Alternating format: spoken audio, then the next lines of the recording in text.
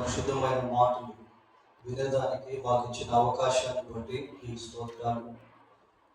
ఈ మాసంలో ఇది ముగింపు ప్రభుత్వంగా ఉంటుండగా మరొకసారి మీ వాక్యం ద్వారా మాతో మాట్లాడి మేము ఏ పరిస్థితుల్లో ఉన్నామో మీరు ఎదిగినటువంటి దేవుడు, మా హృదయాలు, మా స్థితిగతులు, మా పరిస్థితులన్నీ కూడా ప్రభా మీరు ఎదిగినటువంటి దేవుడు కనుక మాలో ఎవరెవరికి ఏ వాక్యం అవసరమో మీరే అటు వాక్యమును దయచేసి మమ్మల్ని బలపరచమని, మీ ముందు నిరీక్షణ విశ్వాసము కలిగి మేము జీవించుటకు కృప దయచేయమని మా రక్షకుడైన యేసుక్రీస్తు పరిశుద్ధమైన నామంలో ప్రార్థన చేస్తున్నాము తండ్రి.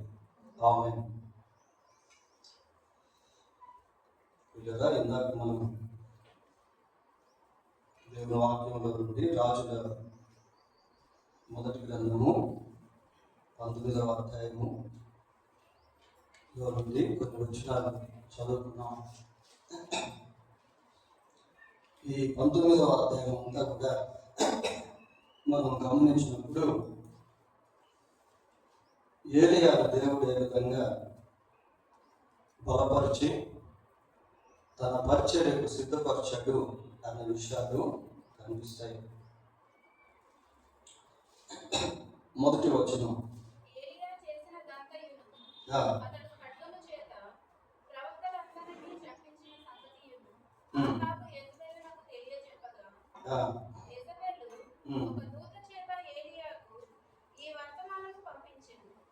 రేపు ఈ వేళకు నేను నీ ప్రాణమును వారిలో ఒకని ప్రాణము వలె చేయని ఎడల దేవుడు నాకు గొప్ప అపాయము కలుగజేయును గాక. చాలు. ఇక్కడ మొదటి వచనంలో ఏం చూస్తున్నాము అంటే ఏలియా చేసినదంతయు అతడు ఖడ్గము చేత ప్రవక్తలందరినీ చంపించిన సంగతి. ఏలియా ఏం చేశాడు అని అంటే 18వ అధ్యాయంలో ఒక గొప్ప ఇన్సిడెంట్ అనేది మనకు కనిపిస్తుంది. 18వ అధ్యాయంలో ఇశ్రాయేలు ప్రజలను ఒక స్థలానికి పిలిపించి అక్కడ ఒక బలిపీఠాన్ని కట్టించి ఎవరు దేవుడో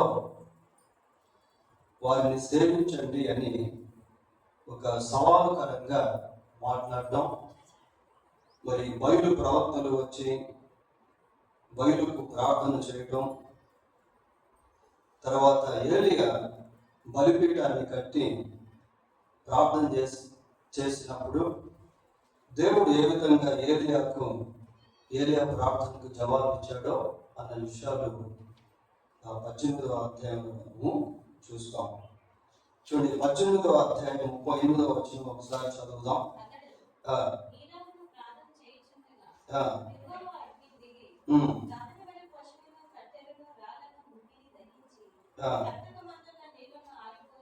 చాలు. చూడండి, పై భాగంలో మరి ఆ దహన బలి గురించి అనేక విషయాలు కనబడతాయి. బయలుకు సంబంధించినటువంటి వాళ్ళు ఎంతో ప్రార్థన చేశారు, వారి దేహాలను చీరుకున్నారు, కానీ వారి ప్రార్థనకు జవాబు అనేది రాలేదు. ఇక్కడ ఏమని చదువుతున్నాము అంటే చూడండి, 38వ వచనం ఏమని చెప్తున్నాము, అతడు ఇలాగున ప్రార్థన చేయుచుండగా, అంటే ప్రార్థన ఇంకా ముగించబడలేదు. యాజ్ హి ఈస్ ప్రేయింగ్, ప్రార్థన చేస్తూ ఉండగానే ప్రార్థన ముగించబడక ముందే దేవుడు ఏలియా ప్రార్థనకు జవాబు ఇచ్చాడు. ఆ తరువాత దేవునికి బలి, ఆ ప్రాంతంలో గొప్ప వధ అనేది జరిగింది. 40వ వచనం కూడా చూడండి.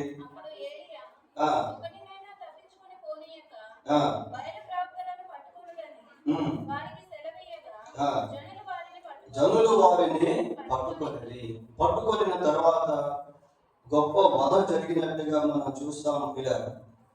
మరి సుమారుగా ఎంతమంది బయలు ప్రవక్తలు ఉన్నారు అని అంటే దాదాపు 450 మంది బయలు ప్రవక్తలు ఉన్నట్టు అదే 18వ అధ్యాయం 19వ వచనంలో మనము చూస్తాం ఇలా. కనుక ఈ సంగతి జరిగిన తరువాత అంటే బయలు ప్రవక్తలు ఖడ్గము చేత హతమార్చబడిన పిమ్మట ఈ సంగతి యెజబెల్ అనేటువంటి స్త్రీకి తెలిసింది. యెజబెల్కి తెలిసినప్పుడు యెజబెల్ ఏం చెప్పింది అంటే, రేపు ఈ వేళకు నేను నీ ప్రాణమును వారిలో ఒకని ప్రాణము వలె చేయని ఎడల దేవుడు నాకు గొప్ప అపాయము కలుగు చేయను గాక అని వర్తమానాన్ని పంపించింది. ఆ వర్తమానం విన్న తర్వాత మరి ఏలియా ఏం చేశాడు? కాబట్టి అతడు ఈ సమాచారము తెలుసుకొని లేచి తన ప్రాణమును కాపాడుకొనుటకై పోయి బెర్షెబాకు చేరి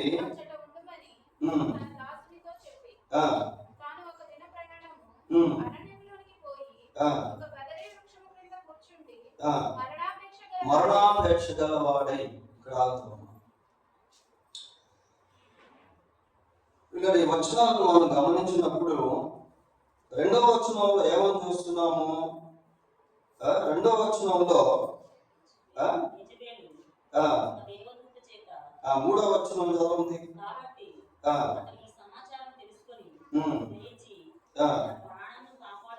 తన ప్రాణమును కాపాడుకొనుటకై అని చదువుతా ఉన్నాం.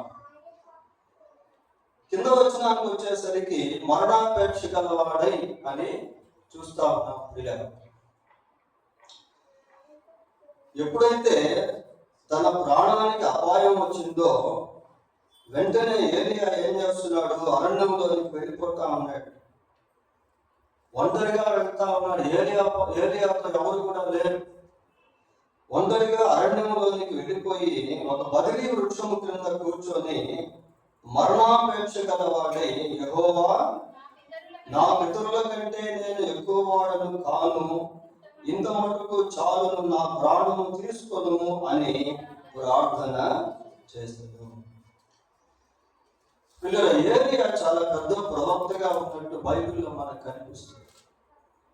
ఏలియా ప్రార్థన చేస్తే ఆకాశం నుండి అగ్ని దిగి వచ్చిన సందర్భాలు మనము చూస్తాం. అయితే ప్రవక్తకే ఒక విధమైనటువంటి బిటర్ సర్కమ్స్టెన్స్, ప్రతికూలమైనటువంటి పరిస్థితులు అనేవి ఏర్పడ్డాయి. చూడండి, కొన్నిసార్లు సేవకులుగా పిలువబడుతున్నప్పటికీ, ప్రార్థనాపరులుగా పిలువబడుతున్నప్పటికీ, విశ్వాసులుగా పిలువబడుతున్నప్పటికీ ఏదో ఒక శ్రమ, ఏదో ఒక కష్టము, ఏదో ఒక బాధ, ఏదో ఒక ఇబ్బంది, ఏదో ఒక నష్టం అనేటువంటిది వెంటాడుతూ ఉంటుంది. ఎంతో ధైర్యం కలిగినటువంటి ప్రవక్తగా ఉన్న ఏలియా ఇప్పుడు అరణ్యంలోనికి ప్రవేశించి ఆ బదిలీ వృక్షము క్రింద చేరి అక్కడ ఒక మాట మనం చూస్తా ఉన్నాం, మరణాపేక్ష గలవాడై. మరణాపేక్ష అంటే అర్థం ఏంటి? బ్రతికేదానికి ఆశ లేదా చనిపోవాలనేటువంటి ఆశ. మరణాపేక్ష, చనిపోతే బాగుండు అనేటువంటి ఆశ. పిల్లలు చనిపోవాలని అనుకుంటున్నాడు కానీ చనిపోవట్లేదు. చనిపోవాలని అనుకుంటున్నాడు కానీ తన మరణం విషయంలో దేవుని చిత్తాన్ని వెతుకుతా ఉన్నాడు. ఇది చాలా ఇంపార్టెంట్. పిల్లలు నా ప్రాణం తీసుకోను అని దేవుడిని అడుగుతున్నాడు కానీ తాను తన ప్రాణమును తీసుకునేటువంటి వాడిగా లేడు. బైబిల్లో ఇస్కరియోతు యూదాను గురించి మనం చదువుకుంటాం. ఇస్కరియోతు యూదా యేసుక్రీస్తు ప్రభువును అప్పగించిన తర్వాత అతనికి కూడా మరణాపేక్ష అనేది వచ్చింది. నేను ఇంత గొప్ప నేరం చేశాను, నీతిమంతుని రక్తాన్ని అప్పగించేశాను, కాబట్టి నేను ఎందుకు బ్రతకాలి? Why should I live? Death is better than life.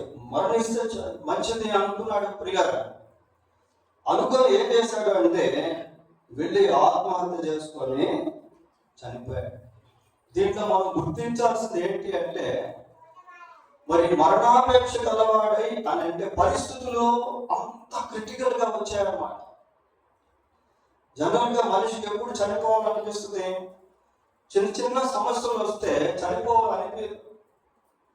ఎప్పుడు చనిపోతే మేలు అనిపిస్తుంది అంటే అన్ని వైపుల ద్వారాలు మూయబడినప్పుడు, భయం వెంటాడుతూ ఉన్న సమయంలో, నిరుత్సాహ నిస్పృహలకుండా ఆశ భంగము చెందిన సమయంలో, అవమానాలకు గురైనటువంటి సమయంలో, ఇక బ్రతకడం వేస్ట్ అనుకున్నటువంటి సమయంలో ఆ థాట్ అనేది వస్తుంది. ప్రియ, చనిపోతే బాగుండు అన్నటువంటి తలంపు వస్తుంది. కానీ ఏలియా కూడా అటువంటి తలంపు వచ్చినప్పటికీ తాను ఆత్మహత్య చేసుకునేదానికి తొందరపడట్లేదు. తాను తన ప్రాణాన్ని తీసుకునేటువంటి ప్రయత్నాలు చేయటం లేదు. అక్కడ స్టాండ్ బై అయ్యాడు. అసలు ఎందుకు అరణ్య ప్రదేశానికి వెళ్ళిపోయాడు ఒంటరిగా? ఎందుకు బదిలీ వృక్షం కింద కూర్చున్నాడు అంటే హీ వాంటెడ్ టు ప్రే. ప్రార్థన చేసుకోవాలి అని తీర్మానం చేసుకున్నాడు. పిల్లలు, he took a strong decision to pray in God's presence. Because of that reason he ran away to the wilderness. ఆ ఉద్దేశంతో ఏలియా అరణ్య ప్రదేశానికి వెళ్ళిపోయాడు. వెళ్ళిపోయి అక్కడ ప్రార్థన చేస్తా ఉన్నాడు. అదే కదా మనం అక్కడ చూసేది. ఏమని? మరణాపేక్ష గలవాడై యెహోవా నా పితరుల కంటే నేను ఎక్కువ వాడను కాను, ఇంత మటుకు చాలు, ఇంత మటుకు చాలు, నా ప్రాణము తీసుకొను అని ప్రార్థన చేశాను. పిల్లల, పరిస్థితులు ప్రతికూలంగా మారినటువంటి సమయంలో దేవుని సన్నిధిలో ప్రార్థన చేయటం అనేటువంటిది చాలా ప్రాముఖ్యము. ఆదికాండం 32వ అధ్యాయము 23-24 వచనాలు చదువుతున్నాం. యాకోబు వారిని తీసుకొని ఆ ఏరు దాటించి తనకు కలిగినదంతయు వేసెను. యాకోబు ఒక్కడు మిగిలిపోయాడు. యాకోబు ఒక్కడే మిగిలిపోయాడు. పిల్లరా, ఎందుకు? తనకు కలిగిన వారందరినీ వాటన్నిటిని పంపివేసి తానొక్కడే ఎందుకున్నాడు అంటే he wanted to pray. ప్రార్థన చేసుకునేదానికి తన మనసును సిద్ధపరచుకున్నాడు. పిల్లరా, అప్పుడు యాకోబు యొక్క పరిస్థితి ఎలా ఉంది అంటే హృదయమంతా భయంతో నింపబడి ఉంది. ఆందోళనను కలిగి ఉన్నాడు. తన విషయంలో ఎంతో కోపం కలిగి ఉన్నాడని, తనకు ప్రాణాపాయం పొంచి ఉందని యాకోబు గుర్తెరిగి ముందుకు వెళ్ళట్లేదు, కానీ ఆగి ప్రార్థన చేస్తున్నాడు. ప్రియ, దీంట్లో మనం నేర్చుకోవాల్సింది ఏంటి అంటే పరిస్థితులు ప్రతికూలముగా మారినప్పుడు దేవుని సన్నిధికి వెళ్ళి ప్రార్థన చేయడం. 50వ కీర్తన 15వ వచనం ఒకసారి చదవండి. 50వ కీర్తన 15వ వచనం. ఆపత్కాలమున నీవు నన్ను గురించి మొరపెట్టుము, నేను నిన్ను విడిపిస్తాను, నీవు నన్ను మహిమపరుస్తావు. చూడండి, ఏ కాలంలో? ఆపత్కాలమున నన్ను గురించి మొరపెట్టుము, నేను నిన్ను విడిపించదను, నీవు నన్ను మహిమపరుస్తావు. ఆపత్కాలంలో నాకు మొరపెట్టు, అయితే జల్వనియు, నేను నిన్ను విడిపిస్తాను. దేవుడు ఆపత్కాలంలో మొరను వినేటువంటి వాడు. మీలో ఎవరికైనా శ్రమ కలిగినా అతడు ప్రార్థన చేయవలెను. 57వ కీర్తన 2వ వచనం కూడా చదువుదాం. మహోన్నతుడైన దేవునికి, నా కార్యము సఫలము చేయు దేవునికి నేను మొరపెట్టుచున్నాను. చూడండి ప్రియ, కనుక వివిధ రకాల పరిస్థితులు గుండా వెళ్తున్నటువంటి సమయంలో ప్రతికూలమైనటువంటి పరిస్థితులు గుండా వెళ్తున్నటువంటి సమయంలో, భయములు ఆవరించినటువంటి సమయంలో, మరణం వెంటాడుతూ ఉన్నటువంటి సమయంలో దేవుని సన్నిధికి వెళ్ళి ప్రార్థన చేయుట అనేది చాలా చాలా ప్రాముఖ్యము. Why? Because our God is a God who changes our situations from bitterness to betterness. మనం సేవిస్తున్నటువంటి దేవుడు మన పరిస్థితులను ప్రతికూలతలో నుండి అనుకూలతలోనికి మార్చగలిగినటువంటి శక్తిమంతుడు. అది అర్థమయ్యేటువంటి వారికే, దాన్ని గ్రహించేటువంటి వారే దేవుని సన్నిధికి వెళ్ళి ప్రార్థన చేయగలుగుతారు. చూడండి, ఎలియాను గురించి మనం ఆలోచిస్తే పైవచనంలో తన ప్రాణాన్ని కాపాడుకోవాలి అని అరణ్య ప్రాంతానికి వెళ్తా ఉన్నాడు. అదే సమయంలో మరణాపేక్షను కూడా కలిగి ఉన్నాడు. అంటే చావు బ్రతుకుల మధ్య కొట్టుమిట్టాడుతున్నటువంటి జీవితం. ఒక పక్క బ్రతకాలని, మరొక పక్క చనిపోవాలని.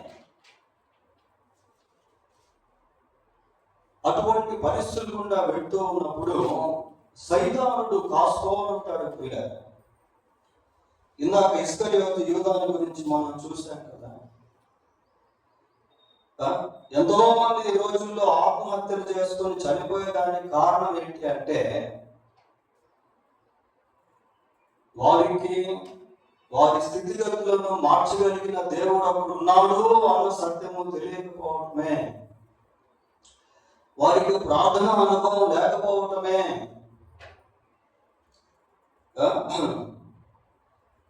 ఇక్కడ ఏలియా ఎంతో గొప్ప ప్రవక్త. పరిస్థితులు ప్రతికూలంగా మారినాయి, భయం వెంటాడుతూ ఉంది, ఏం చేయాలో అర్థం కానటువంటి పరిస్థితి. ఆ టైంలో దేవుని సన్నిధికి వెళ్ళి ప్రార్థన చేసుకుంటా ఉన్నాడు. 5వ వచనం చదవండి.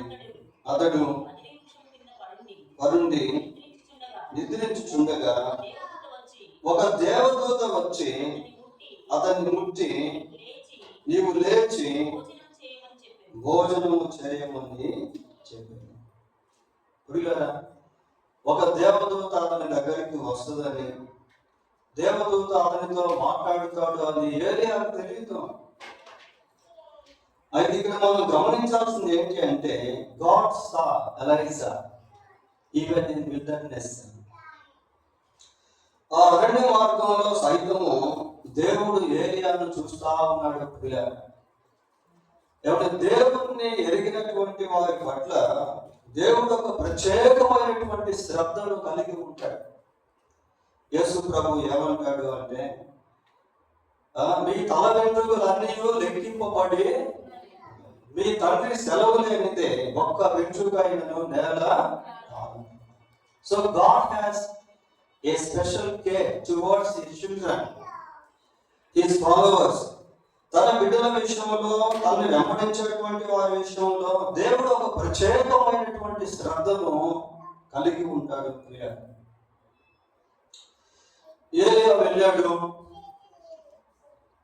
బలిగ వృక్షం కింద కూర్చున్నాడు, ప్రార్థన చేశాడు. ఇప్పుడు ప్రశాంతంగా నిద్రపోతాడు. ఆ నిద్రపోతూ ఉన్నటువంటి సమయంలో దేవుని దూత ఏలియా దగ్గరికి, బైబిల్లో హాగరు గురించి మనం చూస్తాం. హాగరు శారా చేత శ్రమ పెట్టబడి ఒకతే అరణ్య మార్గంలోనికి వెళ్ళిపోతా ఉంది. ఏం చేయాలో, ఎక్కడికి వెళ్ళాలో తెలియనటువంటి పరిస్థితి. అన్ని రోజులు యజమానుడి దగ్గర ఉన్నటువంటి హాగరు ఇప్పుడు ప్రతికూలమైనటువంటి పరిస్థితి గుండా ప్రయాణం చేస్తా ఉంటుంది. ఒక రకంగా షీ వాస్ రిజెక్టెడ్, తృణీకరింపబడినటువంటి స్థితి. అటువంటి సమయంలో దేవుడు హాగరుతో మాట్లాడినప్పుడు హాగరు అనేది, చూచుచున్న దేవుడవు నీవే, చూచుచున్న దేవుడవు నీవే అని పేరు పెట్టింది. దేవుడు ఎలాంటి వాడు అంటే, మనల్నే కాదు మన స్థితిగతులను కూడా చూసేటువంటి వాడు, మన హృదయాన్ని చూసేటువంటి వాడు, మన వేదన, మన బాధ, మన స్థితి పరిస్థితులు, మన దుఃఖము, మన కన్నీరు, ఇవన్నీ కూడా దేవుడు చూసేటువంటి వాడు. పిల్లలు, మనం మనుషులను చూస్తే we can see their outward appearance. మనుషులను భౌతికంగా మాత్రమే మనం చూడగలుగుతాం, కానీ వాళ్ళ అంతరంగంలో ఉన్నటువంటి వేదన we can't understand the agony of their heart of hearts. వాళ్ళ అంతరంగంలో ఉన్నటువంటి ఆ బాధ, ఆ వేదన మనకు తెలియదు పిల్లలు. we are unable to see, మనం వాటిని చూడలేము. కానీ దేవుడు ఎలాంటి వాడు అంటే మనిషిని మాత్రమే కాదు, మనిషిలో ఉన్నటువంటి ఆ పరిస్థితులు ఎలాంటివో, ఎటువంటి స్థితిలో ఆ వ్యక్తి ఉందో దాన్ని కూడా ఆయన చూడగలుగుతాడు. నిర్గమాకాండం 2వ అధ్యాయము 23వ వచనం చూడండి. అలాగున 2:23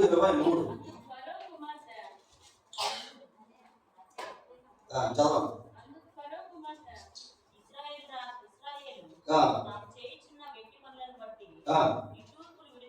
నిట్టూర్పులు విడుచుచు మొరపెట్టుచుండగా వెట్టి పనులను బట్టి వారు పెట్టిన మొర దేవుని యొద్దకు చేరు. చూడండి, ఇశ్రాయేలు ప్రజలు ఎలా ఉన్నారంటే వెట్టి పనులు చేసేటువంటి వారిగా ఉన్నారు, బానిసత్వంలో బ్రతుకుతా ఉన్నారు. అటు బ్రతకలేక చావలేక అటువంటి పరిస్థితులు వెళ్తూ ఉన్నప్పుడు వాడు ఏం చేశారంటే దేవునికి మొరపెట్టారు. అక్కడ ఏమని చదువుతున్నామంటే వారు పెట్టిన మొర దేవుని యొద్దకు చేరు కాగా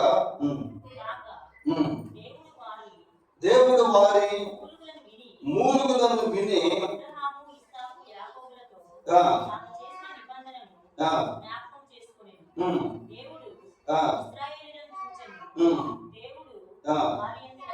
చాలు. దేవుడు ఇశ్రాయేలును చూచెను, దేవుడు వారి యందు లక్ష్యం ఉంచెను. బానిసత్వంలో ఉన్నటువంటి ఇశ్రాయేలు ప్రజలను ఆయన చూస్తాడు. ఇందాక మనం చెప్పుకున్నాం కదా, ఆయన చూచుచున్నటువంటి దేవుడు అని. వారి యందు లక్ష్యము ఉంచెను. వారు పెట్టినటువంటి మొరలు విన్నాడు, వారి మూలుగులు ఆయనకు వినపడ్డాయి. కాబట్టి ఏం చేశాడంటే God sent Moses to deliver the people of Israel from the bondage of Egypt. ఐగుప్తు యొక్క బానిసత్వంలో నుంచి, బంధకాల్లో నుంచి ప్రజలను విడిపించేదానికి దేవుడు మోషేను. ఇక్కడ దేవుని దూత ఏలియా దగ్గరికి వస్తున్నాడు. ఏలియా దగ్గరికి వస్తా ఉన్నాడు. ఏలియా ఒంటరిగా ఉన్నాడు, భయాందోళనతో నింపబడి ఉన్నాడు. ఒక పక్క ప్రాణం కాపాడుకోవాలని, మరొక పక్క చనిపోతే మేలని. ఇటువంటి పరిస్థితుల్లో ఏలియా ఉంటే దేవుని యొక్క సన్నిధి ఏలియాను వెంటాడుతా. దేవుడు ఎలాంటి వాడు అంటే ఆయన ఎప్పుడు విడిచిపెట్టేటువంటి వాడు. కొన్నిసార్లు మనుషులు విడిచిపెట్టేస్తారు. మనుషులు బాగా ధనం ఉందనుకోండి, బాగా డబ్బులు ఉండి, ఆస్తులు అంతస్తులు ఉండి, మంచి హోదా ఉండి, ఉద్యోగాలు ఉంటే కొన్నిసార్లు మనుషులు వెంబడిస్తారు. అవేమీ లేవనుకోండి, అదే మనుషులు మనల్ని తృణీకరిస్తారు, మనం విడిచిపెట్టేస్తారు. ఫర్ ఎగ్జాంపుల్ యోబు జీవితం. యోబు ఊజు దేశంలో చాలా గొప్ప ధనవంతుడు. ఊజు దేశంలో దాదాపు యోబు అంటే తెలియనటువంటి వాళ్ళు ఎవరు కూడా లేరు. యోబు అలా వెళ్తూ ఉంటే మనుషులు లేచి నిలబడేవాళ్ళు. యోబు బయటకు వెళ్తూ ఉంటే ప్రజలు యోబుని గురించి ఎంతో ప్రశంసించేటువంటి వాళ్ళు. కానీ యోబు యొక్క పరిస్థితులు అన్నీ కూడా తారుమారైపోయినప్పుడు, ప్రతికూలతలోనికి వెళ్ళిపోయినప్పుడు యోబును మనుషులు తిరస్కరించారు. చిన్నపిల్లలు సైతం యోబును అపహసించినట్టుగా బైబిల్లో మనం చూస్తాం. కానీ దేవుడు అలాంటి వాడు కాదు. అనుకూలమైనటువంటి పరిస్థితుల్లో, ప్రతికూలమైనటువంటి పరిస్థితుల్లో కూడా గాడ్ నెవర్ చేంజ్. దేవుడు ఎప్పుడు కూడా మారడు ప్రియులారా. మనుషులు మారిపోతారు కానీ దేవుడు ఎప్పుడు మారడు. నేను నిన్ను విడువను, ఎన్నడను ఎడబాయను. I will never forsake you. I will not leave you. నేను నిన్ను విడవను, ఎన్నడను ఎడబాయను. ఇప్పుడు ఏలియా గురించి దేవుడు ఆలోచిస్తాడు. ఏలియా దగ్గరికి దేవుడు తన దూతను పంపించాడు. అంటే the presence of God is chasing Elisha. ఏలియాను దేవుని యొక్క సన్నిధి వెంటాడుతా ఉంది. 6వ వచనం చూద్దాం. అతడు చూచినంతలో అతని తల దగ్గర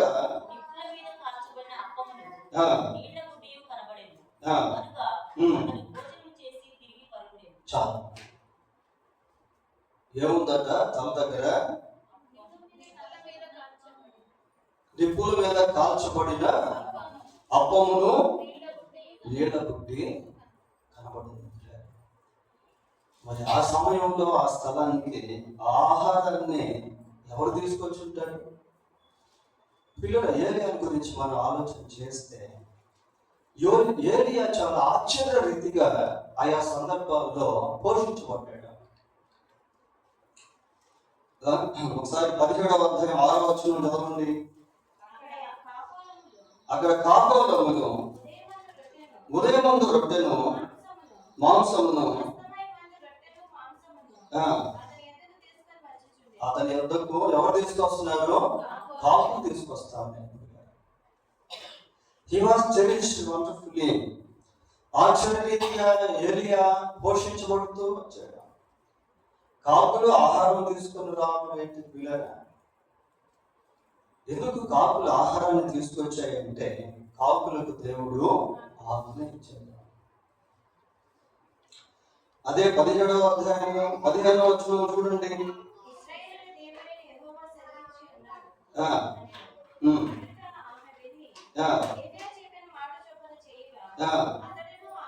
అతడును ఆమెను ఆమె ఇంటి వారును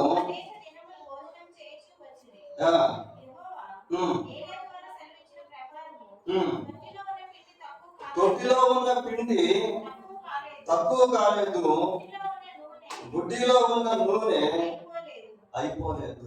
చూడండి, చుట్టూ కరువు వచ్చేసింది. ఆ కరువు కాలంలో ఏలియా సారెపతు విధవరాల ద్వారా పోషించబడతా ఉన్నాడు. అక్కడేమో కాపుల చేత పోషించబడ్డాడు. ఇక్కడ ఏలియాకు ఆశ్చర్యరీతిగా ఆహారము అందించబడింది. సరే, ఏలియా చూశాడు, ఆ రొట్టెను తిన్నాడు, నీటిని తాగాడు, మళ్ళీ ఏం చేశాడు? పడుకున్నాడు పిల్లలు. అయితే దేవుని యొక్క ఉద్దేశము ఏలియాను వెంటాడుతా ఉంటాడు. ఏలియాకు ఆ సంగతి తెలీదు. తాను సామాన్యంగా జీవిస్తా ఉన్నాడు. పిల్లలు పడుకున్నాడు. 7-8 వచనాలు చదవండి. అయితే యెహోవా దూత రెండవ మారు వచ్చి అతని ముట్టి, నీ శక్తికి మించిన ప్రయాణము నీకు సిద్ధమై ఉన్నది, నీవు లేచి భోజనము చేయమని చెప్పినప్పుడు అతడు లేచి భోజనము చేసి ఆ భోజనం బలము చేత 40 రాత్రి మొదలు ప్రయాణం చేసి దేవుని పర్వతమని హోరేబునకు వచ్చి చాలా ఇక్కడ ఏమని చదువుతున్నామంటే, రెండవ మారు మళ్ళీ దేవదూత అక్కడికి వచ్చాడు. రెండవ మారు అంటే అర్థం ఏంటి? ఒకసారి వచ్చి మళ్ళీ సెకండ్ టైం విజిట్. రెండవసారి దేవదూత మళ్ళీ వచ్చి ఏలియాతో మాట్లాడతారు. ఏలియాతో మాట్లాడతాం. ఇక్కడ మనం గమనించాల్సింది ఏంటంటే ఏలియాకు దేవుని యొక్క ఉద్దేశము పూర్తిగా అర్థం కావట్లేదు. ఏలియా యథావిధిగా జీవిస్తూ ఉన్నాడు, కానీ దేవుడు ఏలియాను దేవుని యొక్క ఉద్దేశం వెంటాడుతానే ఉంది. కొన్నిసార్లు మన జీవితంలో కూడా గాడ్ విజిట్స్ న్యూమరస్ టైమ్స్, అనేక సార్లు దేవుడు మనల్ని దర్శిస్తాడు. ఒకసారి దేవుని ఉద్దేశం మనకు అర్థం కాకపోతే యథావిధిగా జీవిస్తూ ఉన్నప్పుడు సెకండ్ టైం, మళ్ళీ యథావిధిగా జీవిస్తున్నప్పుడు మూడవసారి, మళ్ళీ యథావిధిగా జీవిస్తూ ఉన్నప్పుడు నాలుగోసారి. ఎందుకు అంటే ఎవరి పట్ల అయితే దేవుని యొక్క సంకల్పం అనేది స్టాండ్ బైగా ఉంటుందో ఆ ఉద్దేశం దేవుడు వారి ద్వారా నెరవేర్చేంత వరకు ఆయన సన్నిధి వెంటాడుతూనే ఉంటుంది. ప్రియంగా కొన్నిసార్లు మనం ఫెయిల్ అయిపోతామేమో, కానీ దేవుడు ఎప్పుడు ఫెయిల్ కాడు. యోనాతో ప్రభు మాట్లాడాడు. ఏమని చెప్పాడంటే, అయ్యా నువ్వు లేచి నినేవే ప్రాంతానికి, నినేవే పట్టణానికి వెళ్ళు అన్నాడు. కానీ యోనా నినేవే పట్టణానికి వెళ్లకుండా తర్షీషుకు వెళ్ళాలని ప్రయత్నం చేస్తా ఉన్నాడు. ప్రయత్నం చేస్తూ ఉంటే మనకు తెలుసు కదా యోనా చరిత్ర. ఏ విధంగా దేవుడు మళ్ళీ యోనాను మందలించి లేక సరిచేసి తిరిగి నినేవే పట్టణానికి తీసుకువెళ్ళాడు. యేసు ప్రభు పునరుత్థానుడై తిరిగి లేచిన తర్వాత శిష్యులు సంతోషించాల్సిన దానికి బదులు డిసప్పాయింట్మెంట్ లో ఉన్నారు, నిరుత్సాహంలో ఉన్నారు. ఇంకా నమ్మసక్యంగా లేదు పిల్లరా, అన్ని వదిలి ఈయన్ని వెంబడించాము, ఈయనేమో మరణించాడు. ఇప్పుడు వాట్ అబౌట్ అవర్ సిచ్యువేషన్, మన పరిస్థితి ఏంటి, వారు ఏం చేయాలి, ఎక్కడికి వెళ్ళాలి? వీఆర్ హెల్ప్లెస్, మనం నిస్సహాయము అన్న సమయంలో యేసుక్రీస్తు ప్రభు మళ్ళీ వారిని దర్శించాడు. చూడండి, యోహాను సువార్త 21వ అధ్యాయము, యోహాను సువార్త 21వ అధ్యాయము మొదటి వచనం చదవండి. అటు తర్వాత యేసు తిబెరియా సముద్రపు తీరమున శిష్యులకు మరలా తను తాను ప్రత్యక్ష, మరలా అంటే అర్థం ఏంటి, అంతకు ముందు కూడా ప్రత్యక్ష పరుచుకున్నాడు.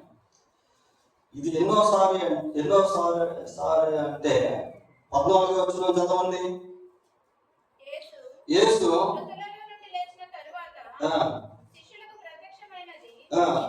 ఇది మూడవసారి, అంటే దానికి ముందు ఎన్నిసార్లు? 2 సార్లు. 2 సార్లు యేసుక్రీస్తు ప్రభు తను తాను వారికి ప్రత్యక్షపరుచుకున్నాడు. ఒకసారి ప్రత్యక్షపరుచుకున్నప్పుడు వారిలో చలనం రాలేదు, మార్పు రాలేదు. రెండవసారి ప్రత్యక్షపరుచుకున్నప్పుడు కూడా అంత చలనం రాలేదు, మార్పు రాలేదు. మూడవసారి ప్రత్యక్షపరుచుకునేటువంటి సమయంలో సైతము పేరుతో చేపలు పట్టేదానికి వెళ్తా ఉన్నాడు. ఎందుకంటే వాళ్ళ మైండ్ సెట్ ఇంకా మారలేదు. వాళ్ళ మనోవైఖరి దేవుని మనస్సుకు అనుసంధానం చేయబడటం లేదు. వాళ్ళ తలంపులు, వాళ్ళ ఆలోచనలు, వాళ్ళ ఉద్దేశాలు, వాళ్ళ ప్రవర్తన, వాళ్ళ ప్రణాళికలు దేవునికి సరిదూరట్లేదు ప్రియులారా, అది సింక్ అవ్వట్లేదు. దేవుడు వారి పట్ల ఒక ఉద్దేశాన్ని కలిగి ఉంటే వాళ్ళు వేరే ఉద్దేశాలను కలిగి జీవిస్తా ఉన్నారు.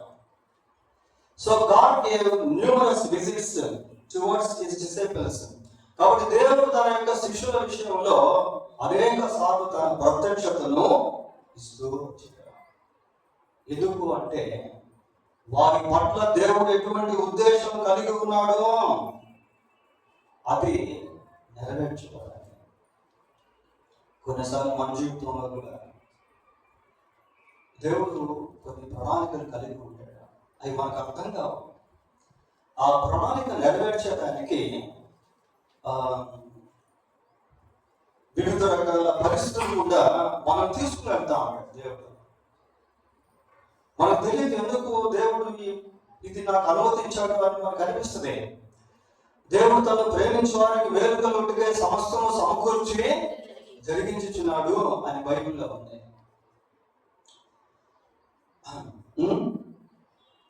ఆదికాండం 28వ అధ్యాయము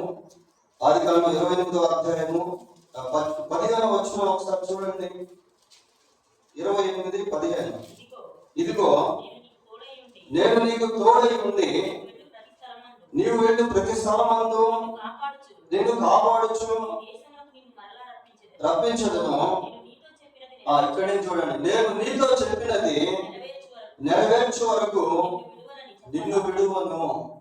నేను నీతో ఏదైతే చెప్పానో అది నెరవేర్చేంత వరకు వెంటాడుతూనే ఉంటాను, అది నెరవేర్చేంత వరకు నేను విడువను అని దేవుడు యాకోబుతో మాట్లాడుతున్నాడు. అంటే దేవుని ప్రగాఢ సంకల్పము తాను ఎవరి పట్ల అయితే ఉద్దేశించాడో అది నెరవేర్చబడేంత వరకు దేవుడు వెంటాడుతూనే ఉంటాడు. దేవుని సన్నిధి వెంటాడుతూనే ఉంటుంది. అటు సమయంలో ఎన్నో ప్రతికూలమైనటువంటి పరిస్థితులు గుండా కొన్నిసార్లు వెళ్ళాల్సి వస్తుంది పిల్లలు.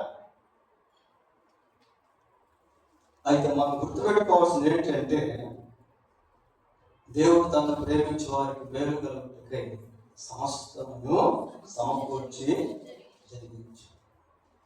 ఆ వచనాన్ని పలుమార్లు మనం జ్ఞాపకం చేసుకుంటా ఉండాలి. తిన్నగా ఏలియా ప్రయాణం అయ్యి ఎక్కడికి వచ్చాడట? ఏ కొండది? హోరేబుకు వచ్చి హోరేబు ఏ పర్వతం అని పిలువబడుతుంది? అక్కడ దేవుని పర్వతం అని పేరు పెట్టబడిన హోరేబుకు వచ్చి ఇక్కడే దేవుడు మోషేను కలిశాడు.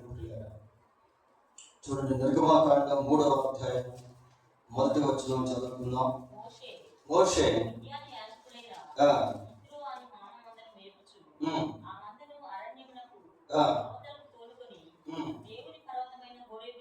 దేవుని పర్వతమైన హోరేబుకు దేర్ గాడ్ మెట్ మోసెస్. అక్కడే దేవుడు మోషేను కలుసుకున్నాడు. అక్కడే మోషే దేవుణ్ణి కలుసుకున్నాడు. ఇప్పుడు తిన్నగా ఏలియా ఆ బదిలీ వృక్షం క్రింద నుండి లేక అరణ్య ప్రాంతం నుండి బయలుదేరి దేవుని పర్వతముగా పిలువబడే హోరేబు దగ్గరికి వచ్చాడు. 10వ వచనం చదవండి.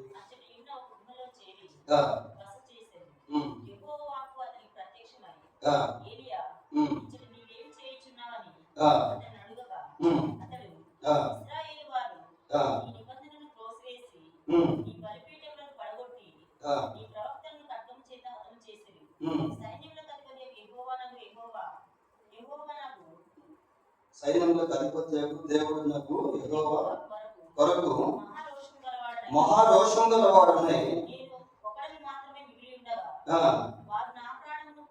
వారు నా ప్రాణమును కూడా తీసివేయుటకై చూచుచున్నారని మనవి చేసింది.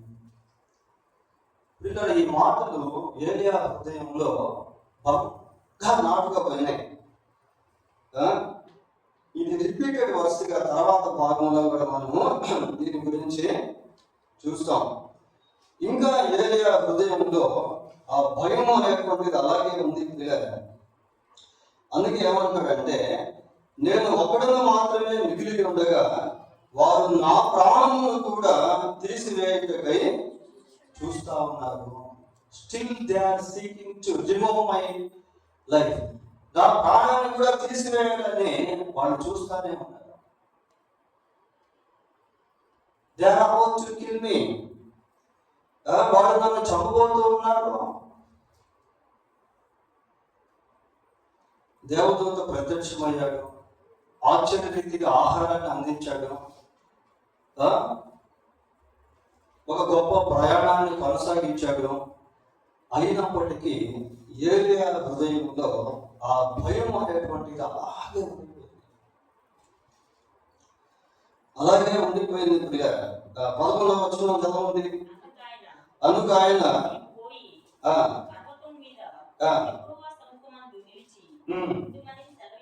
ఆ, అంతటా యెహోవా ఉమ్, ఆ వైపున సంచరింపగా ఆ, బలమైన పెనుగాలి లేచెను. ఆ, యెహోవా భయమునకు ఉమ్, పర్వతములు బ్రద్దలాయెను, ఉమ్, శిలలు చిన్నాభిన్నములాయెను. ఆ, గాని యెహోవా ఆ గాలి దెబ్బయందు ఉమ్, ప్రత్యక్షం కాలేదు. ఆ, గాలి పోయిన తరువాత ఉమ్, భూకంపం కలిగిన గాని ఆ, ఆ భూకంపమునందు యెహోవా ప్రత్యక్షం కాలేదు. ఉమ్. ఆ భూకంపమైన తరువాత చాలు. వీళ్ళు ఈ 11వ వచనాన్ని మనం చదివినప్పుడు అక్కడ కొన్ని ఇన్సిడెంట్స్ కొన్ని సంఘటనలు అనేటువంటివి చోటు చేసుకున్నాయి. ఆ సంఘటనలు జరుగుతూ ఉన్నప్పటికీ దేవుని యొక్క ప్రత్యక్షత ఇంకా ఏలియాకు రాలేదు. దేవుడు ఏలియా పక్షమందు ఉన్నాడు ప్రియులారా. సరే, 12వ వచనం కూడా చదవండి. ఆ భూకంపం అయిన తరువాత మెరుపు కొట్టెను కానీ ఆ మెరుపునందు యెహోవా ప్రత్యక్షము కాలేదు. 3 సార్లు ప్రత్యక్షతను గురించి చూస్తా ఉన్నాం ప్రియులారా. దేవుని ప్రత్యక్షత రావడం లేదు. ఏలియా దేవుడు చెప్పినట్టు చేస్తా ఉన్నాడు కానీ దేవుని ప్రత్యక్షత ఏలియాకు రావడం లేదు. కొన్నిసార్లు దేవుని యొక్క ప్రత్యక్షత కానీ జవాబు కానీ మనకు రాకపోవచ్చు. సంఘటనలు భయంకరంగా కనిపిస్తా ఉన్నాయి కానీ దేవుడు మాట్లాడటం లేదు ప్రియులారా. దేవుని యొక్క ప్రత్యక్షత ఇంకా still God is in silent. ఇంకా దేవుడు మౌనంగా ఉన్నట్టుగా కనిపిస్తా ఉంది. ఇక్కడ కూడా మనం నేర్చుకోవాల్సినటువంటి పాఠాలు ఉన్నాయి పిల్లలు. కొన్నిసార్లు దేవుడు మన ప్రార్థనకు వెంటనే జవాబు ఇవ్వకపోవచ్చు కానీ ప్రార్థన విన్నాడు అన్న ఆ కన్ఫర్మేషన్ మనం కలిగి ఉండాలి. మత్తయి సువార్త 15వ అధ్యాయము 21-22 వచనాలు చదవండి. యేసు అక్కడి నుండి బయలుదేరి ఆ, తూరు సీదోనుల ప్రాంతములకు వెళ్ళగా, ఆ, ఇదిగో ఆ ప్రాంతముల నుండి ఉమ్, కానాను స్త్రీ ఒకటి వచ్చి, ఉమ్, ప్రభువా, ఆ, దావీదు కుమారుడా, ఉమ్, నన్ను కరుణింపుము, ఉమ్, నా కుమార్తె దయ్యము పట్టి బహు బాధపడుచున్నదని కేకలు వేసెను. ఆ. అందుకు ఆయన ఆమెతో ఒక్క మాట అయినను చెప్పలేదు. చాలు. ప్రియులారా, ఆ స్త్రీ వచ్చి అంతగా కేకలు వేస్తా ఉంది. దావీదు కుమారుడా, నా కుమార్తెకు దయ్యం పట్టి బహుగా బాధపడుతూ ఉంది అని ప్రార్థన చేస్తున్నట్టు లేదు కానీ కేకలు వేస్తున్నట్టుగా ఉంది. ప్రియులారా, మాటలకి కేకలకి చాలా వ్యత్యాసం ఉంటుంది కదా. కొన్నిసార్లు మాట్లాడితే వినపడకపోవచ్చు, కేక వేస్తే ఖచ్చితంగా వినపడుతుంది. ఆ విధంగా కేకలు వేస్తా ఉంది. అక్కడ ఏమన్నా జరుగుతున్నామో అందుకు ఆయన ఆమెతో ఒక్క మాట అయినను చెప్పలేదు. Why God is silent? ఎందుకు దేవుడు నిశ్శబ్దంగా ఉన్నాడు? ఆమె కేకలు ఆయన వినలేదని విన్నాడు పిల్లారా. అసలు ఆమె ఎందుకు వచ్చిందో కూడా ప్రభువు తెలుసు. ఆమె కేకలు వేయక ముందే ఆమె గురించి, ఆమె కుమార్తె గురించి ప్రభు ఎరిగినటువంటి వాడు. మాట నోట నాలుగుకు రాకముందే ఆ మాటను ఎరిగినటువంటి వాడు. తలంపు మనకు పుట్టక ముందే ఆ తలంపును ఎరిగినటువంటి వాడు. మనుషుని ఆంతర్యమును ఎరిగినటువంటి వాడు యేసుక్రీస్తు ప్రభు ప్రియుడు. కానీ ప్రభువు ఇక్కడ నిశ్శబ్దంగా ఉన్నాడు. కొన్నిసార్లు దేవుని నిశ్శబ్దం ఎందుకో మనకు అర్థం కాదు, దేవుని ఆలస్యం ఎందుకో మనకు అర్థం కాదు. కానీ దాంట్లో కూడా దేవుడు ఒక ప్రత్యేకమైన ఉద్దేశాన్ని కలిగి ఉంటాడు. ఆ సమయంలో మన విశ్వాసం పరీక్షించబడతా ఉంటుంది. కొన్నిసార్లు ప్రభువు మీద మనకు ఆయాసం రావచ్చు. మరి ఇంతగా ప్రార్థన చేస్తా ఉన్నాను, దేవుడు నా పరిస్థితిని మార్చట్లేదే, ఈ దురాత్మ నుంచి విడుదల ఇవ్వట్లేదే, ఈ బంధకాల నుంచి విడుదల రావట్లేదే అని కొన్నిసార్లు దేవుని మీద కూడా మనకు ఆయాసం రావచ్చు. పిల్లలు, నయోమికి ఆయాసం వచ్చింది కదా. సర్వశక్తుడకు దేవుడు నన్ను రిక్తురాలుగా చేశాడు. సమృద్ధి గల దానిగా వెళ్ళేటప్పుడు కానీ రిక్తురాలుగా చేశాడు నన్ను. ఆయన ఇంకా మౌనంగానే ఉన్నాడు ప్రియులారా. కానీ ప్రభువు మౌనంగా ఉన్నాడు, ఆమె కేకలు మౌనం కాలేదు. ఆమె ఇంకా ప్రార్థన చేస్తా ఉంది. పిల్లలు, అడుగుడి మీకు ఇయ్యబడును. గ్రీక్ కాంటెక్స్ట్ లో కీప్ ఆస్కింగ్ అని ఉంటుంది, అడుగుతూ ఉండండి అని ఉంటుంది. వారు విసుగక నిత్యం ప్రార్థన చేయవద్దని లూకా 18:1 మనం చూస్తాం. పిల్లలు, దేవుడు జవాబు ఇచ్చినా ఇవ్వకపోయినా ఆలస్యమైనట్టు కనబడిన ప్రార్థన అనేది ఆపకుండా చేస్తా ఉండాలి. నన్ను విడిచిపెట్టు నేను వెళ్ళాలి అంటే యాకోబు అంటున్నాడు, నీవు నన్ను ఆశీర్వదించితే తప్ప నేను నిన్ను విడువను. Until I get the blessing, ఆశీర్వాదం పొందేంత వరకు నేను నిన్ను విడువను. దాసుల కన్నులు తన యజమానుని తట్టును, దాసి కన్నులు తమ యజమానురాలు చేతి తట్టును చూచినట్లు మన దేవుడైన యెహోవా మనలను కరుణించే వరకు మన కన్నులు ఆయన తట్టు చూచుచున్నవి. కొండల తట్టు నా కన్నులు ఎత్తుచున్నాను, నాకు సహాయం ఎక్కడ నుండి కలుగును? యెహోవా వలననే నాకు సహాయం కలుగును. కీప్ ఆస్కింగ్, ప్రార్థన చేస్తూనే ఉండడం. ఇక్కడ వెయిటింగ్ పీరియడ్ అనేటువంటిది మనము చూస్తాం. కొన్నిసార్లు దేవుడు తన కార్యాలు జరిగించే ముందు కొంత విరామం అనేటువంటిది ఇస్తాడు. ఆ విరామంలో మనం అనేక పాఠాలు నేర్చుకుంటాం. ఆ విరామంలో మన విశ్వాసం అనేది పరీక్షించబడుతుంది. ఆ విరామంలో విలువలు అనేటువంటివి మనకు అర్థం అవుతాయి. అబ్రహాము 25 సంవత్సరాల తర్వాత కుమారుని ఇచ్చాడు. 75 సంవత్సరాలప్పుడు అబ్రహాము దేవుడిని వెంబడిస్తే 25 సంవత్సరాల తర్వాత దేవుడు కుమారుడిని ఇచ్చాడు. పిల్లలు, ఇప్పుడు అబ్రహాము శారాకి ఆ కుమారుడు అంటే లెక్కలేనంత ఇష్టము, ప్రాణము. ఎందుకంటే అన్ని సంవత్సరాల తర్వాత ఇచ్చాడు కాబట్టి. ఆలస్యంగా దేన్నైతే పొందుకుంటామో దాని విలువ మనకు అర్థమవుతుంది. పిల్లలు,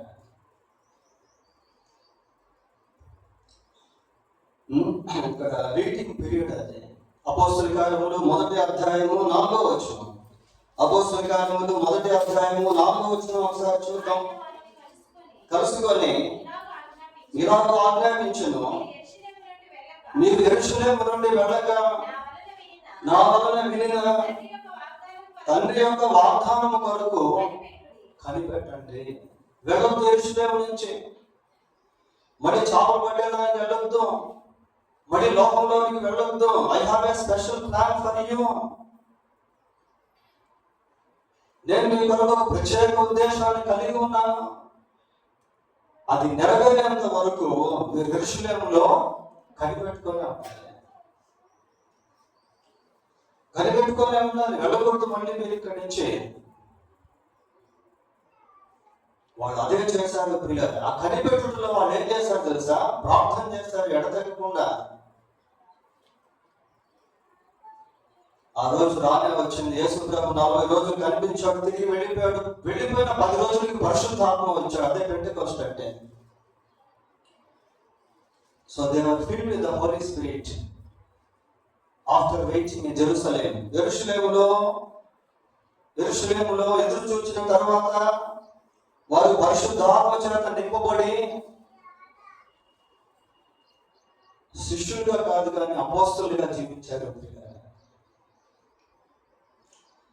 ఇక్కడ ఏలియాకి 3 సార్లు ప్రత్యక్షత, 3 సార్లు అక్కడ కార్యాలు జరిగాయి కానీ దేవుని యొక్క ప్రత్యక్షత అనేది. ఆ తర్వాత మెల్లని స్వరము ఏలియాతో దేవుడు మాట్లాడతారు. ఆ 12వ అధ్యాయం 12వ వచనం చివరి భాగం చదవండి. మెరుపు ఆగిపోగా మిక్కిలి నిమ్మలముగా మాట్లాడు ఒక స్వరము వినబడుతుంది. God speaking to Alexander. దేవుడు ఇక్కడ ఏలియాతో మాట్లాడతారు. బద్రీ వృక్షం క్రిందే మాట్లాడవచ్చు కదా. హోరేబు కొండకు వచ్చిన వెంటనే మాట్లాడవచ్చు కదా, ఆ గుహలో బస చేసినప్పుడే మాట్లాడవచ్చు కదా, భూకంపం వచ్చినప్పుడు పెనుగాలి వీచినప్పుడు అప్పుడే దేవుడు మాట్లాడవచ్చు కదా. ఆ పెనుగాలి వెళ్ళిపోయింది, భూకంపం వెళ్ళిపోయింది, ఇప్పుడు దేవుడు మాట్లాడుతూ ఉన్నాడు. ఎవరు మాట్లాడాడు తెలుసా? చదవండి. ఏలియా దాన్ని విని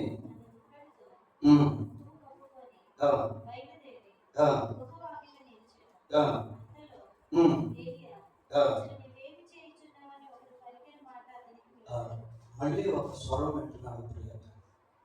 సరే, ఇప్పుడు వరకు ఏలియాకి బదిలీ వృక్షం కింద ఉన్నాడు, అక్కడ దేవతలతో ప్రత్యక్షమయ్యాడు, ఆహారాన్ని ఇచ్చాడు, ఆహారాన్ని భుజించాడు, మళ్ళీ పనుకున్నాడు, మళ్ళీ దేవతలతో వచ్చాడు, మళ్ళీ ఆహారాన్ని ఇచ్చాడు, మళ్ళీ భుజించాడు, 40 రోజులు ప్రయాణం చేశాడు, హోరేబు కొండకు వచ్చాడు. ఇప్పుడు వాస్తవానికి ఏలియా హృదయంలో ఆ పాత భయం అంతా వెళ్ళిపోవాలి, ఆ కలవరం అంతా వెళ్ళిపోవాలి. ఇక్కడ మళ్ళీ ఏలియా ఏమంటాడు ఒకసారి చదవండి, 14 వచ్చిన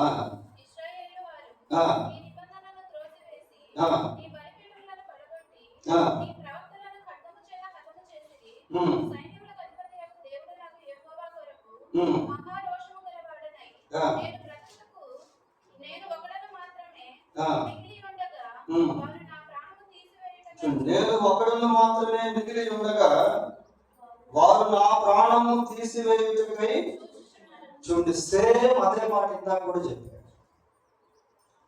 అంటే ఇన్ని ప్రత్యక్షతలు వచ్చిన తర్వాత కూడా ఏలియా హృదయంలో భయం అనేటువంటిది అలాగే నాటుకుపోయింది. కొన్నిసార్లు మన జీవితంలో కూడా దేవుని సన్నిధికి ఎన్నోసార్లు వస్తూ ఉన్నప్పుడు, ఎన్నోసార్లు దేవుని వాక్యం వింటూ ఉన్నప్పటికీ ఏదో తెలియనటువంటి భయం, ఏదో తెలియనటువంటి కలవరం, ఏదో తెలియనటువంటి నిరుత్సాహము మనల్ని వెంటాడుతూ ఉంటాయి. ఒకవేళ మన సైడ్ నుంచి మనం విఫలం కావచ్చేమో, కానీ దేవుని సైడ్ నుండి, దేవుని తరపు నుండి ఎప్పుడు వైఫల్యం అనేది రాదు. మళ్ళీ ఏలియా అదే మాటలు పదే పదే పంపుతాను. నెక్స్ట్ చదవం. అప్పుడు యెహోవా అతనికి సెలవిచ్చినదేమనగా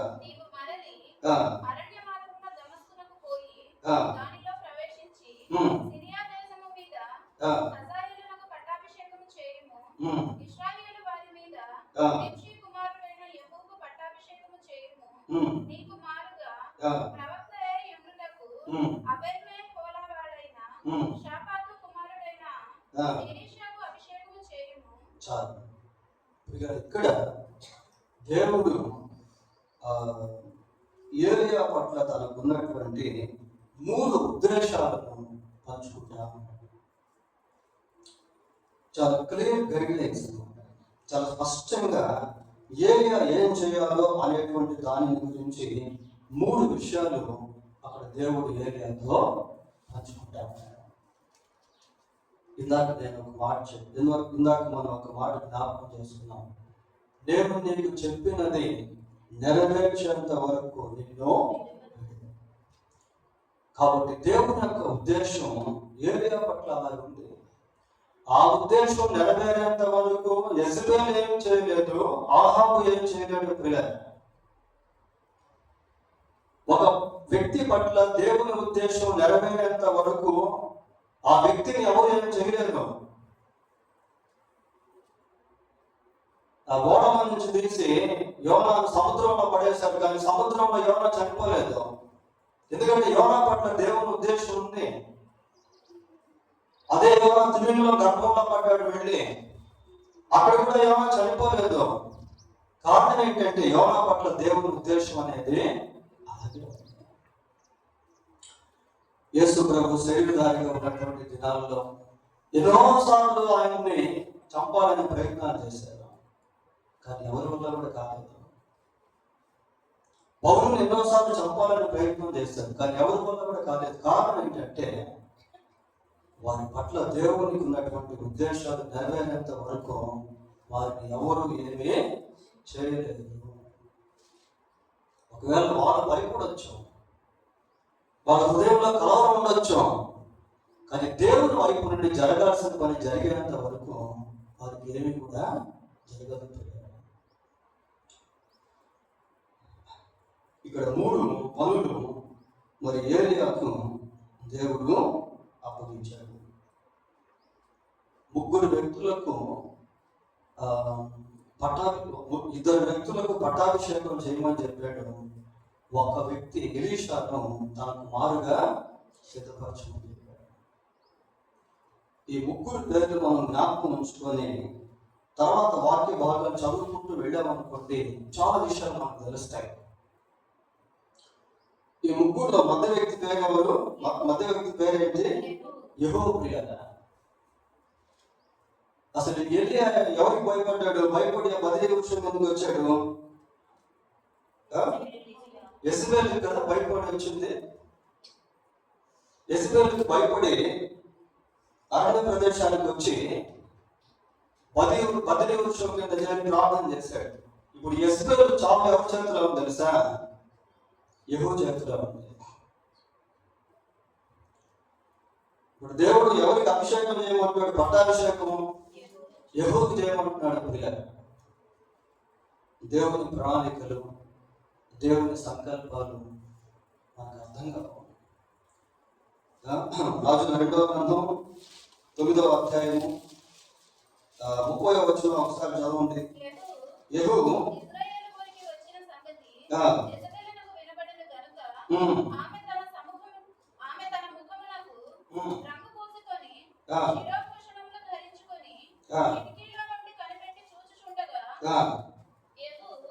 గుమ్మము ద్వారా ప్రవేశించెను. ఆమె అతనిని చూచి, నీ యజమానుని చంపినవాడా, జిమ్రీ వంటి వాడా, నీకు సమాధానముగా వచ్చుచున్నావా అని అడుగగా, అతడు తల ఎత్తి కిటికీ తట్టు చూచి, నా పక్షమందున్న వారెవరని అడుగగా, 2-3 పరిచారకులు పైనుండి తొంగి చూచిరి. దీనిని క్రింద పడద్రోయుడని అతడు చెప్పగా, వారు దానిని కిందికి పడద్రోసినందున దాని రక్తములో కొంత గోడ మీదను గుర్రముల మీదను చిందెను. మరియు గుర్రముల చేత అతడు దానిని త్రొక్కించెను. యెజబెల్ మరణం చూడండి ఎంత భయంకరమో. ఆ యెజబెల్కి ఏలియా భయపడి పారిపోయాడు. అయితే ఇక్కడ ఏలియాకు శత్రువుగా ఉన్నటువంటి వ్యక్తిని ఏలియా అభిషేకించినటువంటి వ్యక్తి హతమార్చాడు. ఆమె ఏలియాని ఏమీ చేయలేకపోయింది. ఎందుకు అంటే ఏలియా దేవుని యొక్క ఆధీనంలో ఉన్నాడు. యోబు దేవుని ఆధీనంలో ఉన్నాడు కనుక సైతానుడు అన్ని వైపుల ముట్టడి వేశాడు, కానీ ప్రాణాన్ని మాత్రము తీసుకోలేకపోయాడు. ఎందుకంటే యోబు ప్రాణాన్ని దేవుడు తన కంట్రోల్లో ఉంచుకున్నాడు. So God can control under his authority all the circumstances of believers or servants of God. దేవుని సేవకుల, విశ్వాసుల స్థితిగతులను దేవుడు తన స్వాధీనమందు ఉంచుకున్నాడు. ఆ తర్వాత 18వ వచనం వచ్చేసరికి మరి ఏలియా వెళ్ళి ఎలీషాతో మాట్లాడటం, ఆ తర్వాత ఎలీషా ఏలియాను వెంబడించుట అనేది మనం చూస్తాం. కనుక ఈ అధ్యాయం అంతటిలో మరి ఏలియా ఎటువంటి పరిస్థితులు గుండా వెళ్ళాడో, దేవుడు ఆ పరిస్థితులు ఏ విధంగా మార్చాడన్న విషయాలు ఇందులో మనము చూడగలం. దేవుడు తన వాక్యం దీవించుగాక. ప్రార్థన చేస్తున్నాం.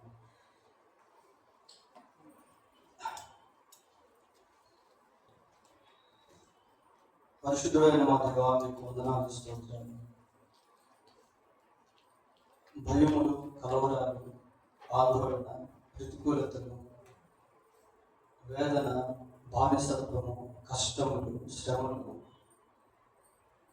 వెంటాడుతూ ఉన్న సమయంలో మీ వైపు చూడగలిగే విశ్వాసాన్ని, మీ సన్నిధిలో మొదలుపెట్టే ప్రార్థనాత్మను మాకు దయచేయమని ప్రార్థిస్తూ ఉన్నాము. మా స్థితిగతులను మార్చగలిగినటువంటి వాడవు, చీకటిని వెలుగుగా చేయగలిగినటువంటి వాడవు, కీడును మేలుగా మార్చగలిగినటువంటి వాడవు, సమస్తాన్ని మీ స్వాధీనమందు ఉంచుకోగలిగినటువంటి వాడవు నీవే ప్రభువా. ఆయన మీ సన్నిధి మమ్మల్ని వెంటాడుతూ ఉంది. మీరు మమ్మల్ని చూస్తున్నటువంటి దేవుడు, అందుని బట్టి మీకు వందనాలు స్తోత్రాలు చెల్లిస్తూ ఉన్నాం. విశ్వాసంతో మీ పాదాలు పట్టుకునే వారముగా మమ్మల్ని చేయండి. ఆయన ఎటువంటి ఆత్మహత్య ప్రయత్నాలు, ఎటువంటి ఆయన తొందరపాటులో చెడు వ్యసనాలు మా జీవితంలో ప్రవేశింపకుండానట్లు కృపదయ చేయండి ప్రభువా. ఆయన కనికరించి సహాయం చేయండి మా ప్రభువా. మీ చిత్తం లేనిదే మా జీవితంలో ఏది జరగదు అన్న దృఢ నిశ్చయత మాకు దయచేయమని ప్రార్థిస్తూ ఉన్నాము. మీ వాక్యము చేత బలపరచబడే వారముగా, మీ సన్నిధిలో మీ కార్యం జరిగేంత వరకు కనిపెట్టుకునేటువంటి వారముగా ఉండగలుగుటకు సహాయం చేయండి ప్రభువా. మా తలంపులు వేరు, మీ తలంపులు వేరు. మీ ఆలోచనతో మమ్మల్ని నడిపిస్తూ ఉన్నప్పుడు కొన్నిసార్లు అది మాకు వెంటనే అర్థం కాకపోవచ్చు, కొన్నిసార్లు మీ మీద ఆయాసపడే అవకాశాలు రావచ్చు. అటువంటి సమయంలో కూడా ఆయన ఓపికతో విశ్వాసంతో మీ సన్నిధిలో కనిపెట్టుకునే వారముగా మమ్మల్ని చేయండి. మీరు సార్వభౌమ అధికారం కలిగిన దేవుడు అన్న సత్యాన్ని ఆయన మేము గుర్తించి గ్రహించి దాన్ని మా జీవితానికి అన్వయించుకునే వారుగా ఉండటకు సహాయం చేయమని, మా ద్వారా మీరు ఇంకా ఏ పనులు తలపెట్టుకున్నారో, మా ద్వారా మీ ఉద్దేశాలు ఇంకా ఏవైతే నెరవేరవలసి ఉన్నావో అవి నెరవేరేంత వరకు ప్రభువా మేము భూమి మీద సజీవంగా ఉండి మీకు అందుబాటులో ఉండటకు కృప దయచేయండి. ఆయన రాజ్యమును నీతిని మొదట వెతుకుడి, అప్పుడు అవన్నీ మీకు అనుగ్రహింపబడను అని మీరు సెలవించారు.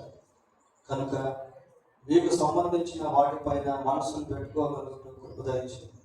మీకే వందనాలు స్తోత్రాలు చెల్లిస్తూ మా రక్షకుడైన యేసుక్రీస్తు పరిశుద్ధమైన నామములో ప్రార్థన చేస్తున్నాము తండ్రి. ఆమేన్.